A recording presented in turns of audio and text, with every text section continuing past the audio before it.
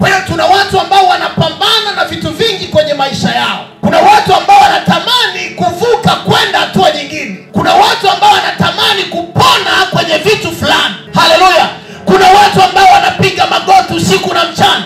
Wanasema si tumeokoka. Wanasema si tunaomba, tunafunga, maisha yabadilike, lakini hakuna kinachobadilika. Daudi aliuliza swali alafu hakutupa majibu ya hilo swali.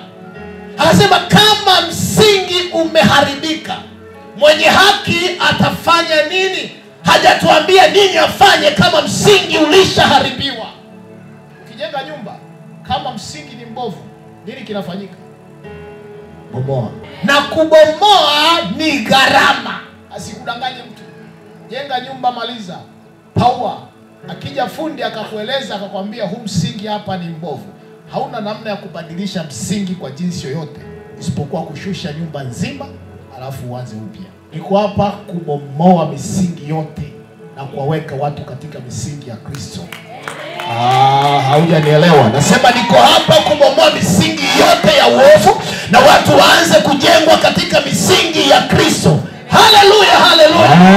Haleluya, haleluya. Amen. Bwana anamtokea Abrahamu, anamwambia ondoka kwenye nchi ya baba yako na jamaa yako. Kwa nini? Kwa sababu msingi ulioko sasa hakuna baraka